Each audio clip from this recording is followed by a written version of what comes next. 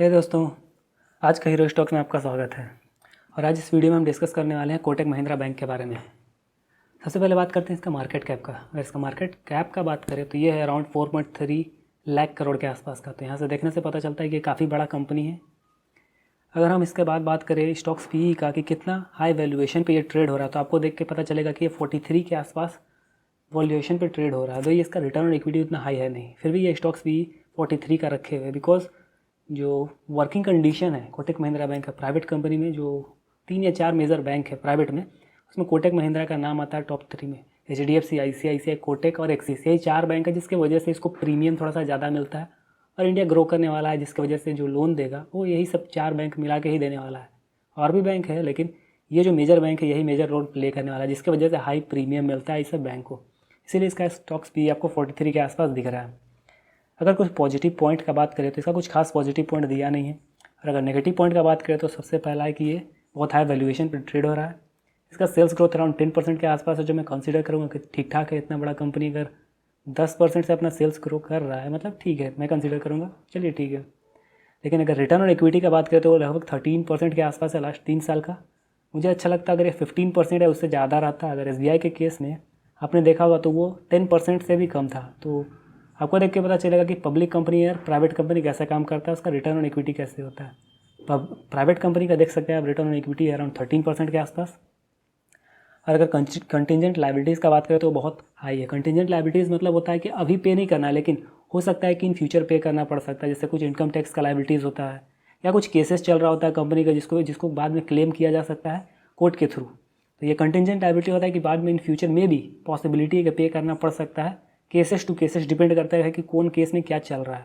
तो यहाँ पे ये काफ़ी हाई नंबर है, लगभग 2 लाख करोड़ के आसपास है, जो कि काफ़ी हाई नंबर, लगभग इसका मार्केट कैप के आधा के आसपास में है ये।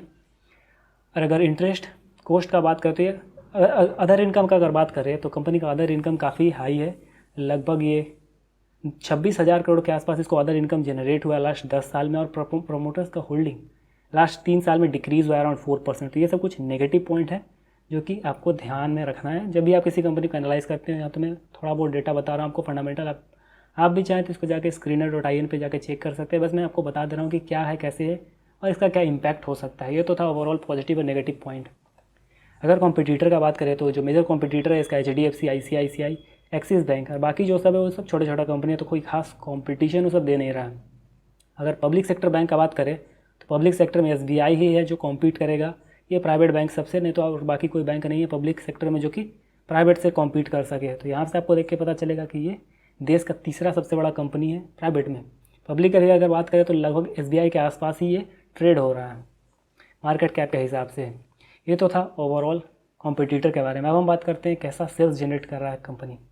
अगर लास्ट 12 क्वार्टर का बात करें तो दिसंबर 2018 में यह था लगभग 8,000 करोड़ के आसपास, जो बढ़ा फिर थोड़ा सा डाउन हो गया। अब डाउन ही थोड़ा सा है, लेकिन ओवरऑल ट्रेंड पॉजिटिव होकर डाउन आया है। तो ओवरऑल अगर हम देखें तो हमको पता चलता है कि कंपनी सेल्स जनरेट कर रहा है और एक decent number of sales generate कर रहा है, लगभग 8,000 करोड़ के आसपास पर क्वार्टर। हम चेक करते हैं कि क्या फाइनेंसिंग एक्टिविटी से कंपनी को प्रॉफिट हो रहा है कि नहीं। तो आपको क्लियरली यहाँ देख के पता चलेगा कि फाइनेंसिंग प्रॉफिट कंपनी को नेगेटिव है, मतलब फाइनेंस की एक्टिविटी से कंपनी को कोई खास प्रॉफिट नहीं हो रहा है। तो प्रॉफिट कहाँ से हो रहा है? प्रॉफिट हो रहा है अदर इनकम से। आप क्लियरली देख सकते हैं कि अदर इनकम का ये जो सेक्टर है, ये जो सेगमेंट है, ये जो लाइन, इसमें आपको क्लियरली दिखेगा कि ये बहुत हाई नंबर है। प्रॉफिट फाइनेंसिंग से जितना प्रॉफिट नहीं हो रहा उससे ज़्यादा इसको अदर इनकम से हो रहा है, जिसकी वजह से नेट प्रॉफिट कंपनी को हो रहा है। नहीं तो नेगेटिव में रहता, लॉस मेकिंग कंपनी होता। सेम कंडीशन ICICI का भी आपको दिखेगा, लेकिन HDFC का दूसरा है। HDFC फाइनेंसिंग प्रॉफिट कर रहा है। आप अगर HDFC को देखिएगा कि फाइनेंसिंग प्रॉफिट है कि नहीं है, तो आपको दिखेगा कि वो पॉजिटिव भी कर रहा है और काफ़ी बड़ा नंबर भी कर रहा है, इसीलिए वो देश का सबसे बड़ा कंपनी भी है। ये तो था क्वार्टरली। अब हम ईयरली देखते हैं कि ईयरली कैसा है। अगर मार्च 2010 का बात करें तो इसका सेल्स था अराउंड 4,600 के आसपास, जो कंटिन्यूस बढ़ता रहा है। अभी 32,000 के आसपास हो गया है, अराउंड 8 to 9 टाइम्स के आसपास बढ़ा है।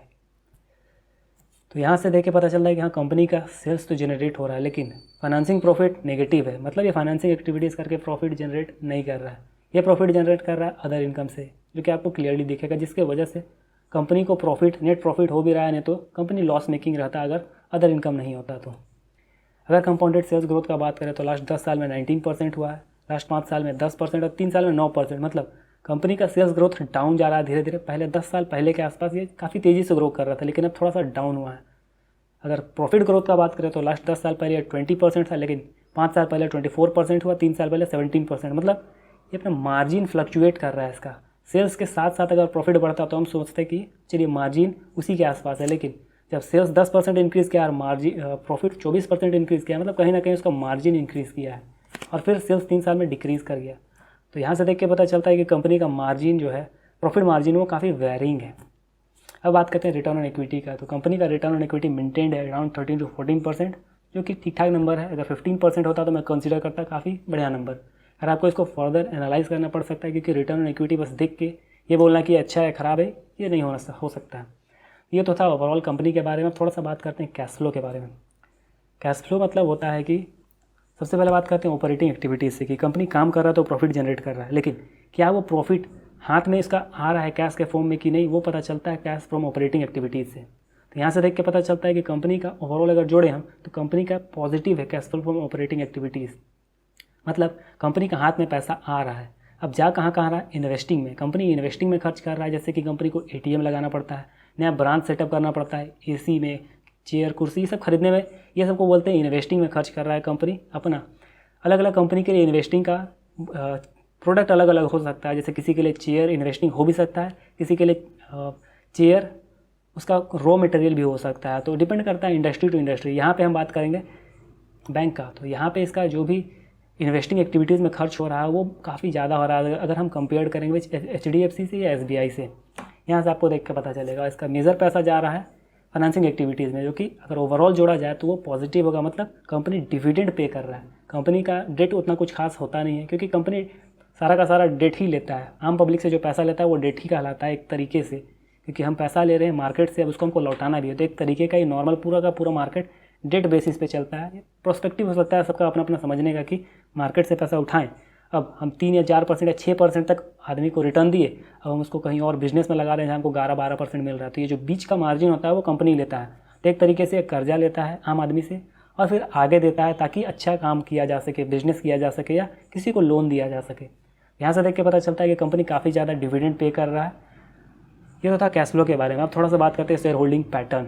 शेयर होल्डिंग पैटर्न का अगर बात करें तो लास्ट 12 क्वार्टर में कंपनी का शेयर होल्डिंग पैटर्न लगभग 4% डिक्रीज़ हुआ है। तो हम कंसीडर करेंगे कि 50% से अगर ज़्यादा शेयर होल्डिंग हो तो काफ़ी बढ़िया कंपनी है, लेकिन इस केस में 50% क्या 25% के आसपास आ गया है। तो फ्रॉम माई पर्सपेक्टिव हमको लगता है कि मैनेजमेंट को थोड़ा कम भरोसा है एज़ कम्पेयर टू अगर कोई 50% रखता है तब। ये तो था ओवरऑल शेयर होल्डिंग पैटर्न के बारे में। एक चीज़ जो आपको पता होना चाहिए वो ये है कि कंपनी का NPA चेक करना, कि कंपनी का NPA कैसा है। अगर कोटेक का बात करें तो कोटेक का NPA अभी चल रहा है, नेट NPA का बात करें 1.21। मतलब अगर कोटेक 100 रुपया लोन दे रहा है तो उसमें से 1 रुपया 21 पैसा उसको नहीं आ रहा है, ये कहने का मतलब है। तो यहाँ से ये पता चलता है कि अगर किसी कंपनी का नेट NPA 10 या 6% या 7% के आसपास है, मतलब काफ़ी ख़राब नंबर है। आप ये देख सकते हैं 6 या 7% होगा लगभग PNB में, या अदर कोई भी पब्लिक सेक्टर बैंक में होगा, आपको वहाँ दिखेगा लगभग 5 to 6% के आसपास, जो कि काफ़ी हाई नंबर है बैंक के प्रोस्पेक्टिव से। अगर प्राइवेट का बात करें तो प्राइवेट में आपको 1% से नीचे दिखेगा HDFC का, लेकिन यहाँ थोड़ा सा ज़्यादा दिख रहा है HDFC कोटक महिंद्रा का, क्योंकि थोड़ा सा ये ज़्यादा रिस्क लेके खेलता है गेम, ये कह सकते हैं हम। इसीलिए इसका नेट NPA है 1.2% के आसपास। ये अपना पैसा को उस तरीके से रिसीव नहीं कर पा रहा अपने जिसको लोन दिया उससे एज़ कम्पेयर टू HDFC। तो ये था ओवरऑल कोटक महिंद्रा के बारे में। होप मैंने आपको सारा डेटा बता दिया होगा। अगर कोई क्वेश्चन है तो मैं चाहूँगा कि आप कमेंट में पूछें, और अगर ये वीडियो आपको पसंद आता है तो मैं चाहूँगा कि आप इसे लाइक कर दें और मेरे चैनल को सब्सक्राइब कर दें। मेरे वीडियो में आखिर तक बने रहने के लिए धन्यवाद दोस्तों।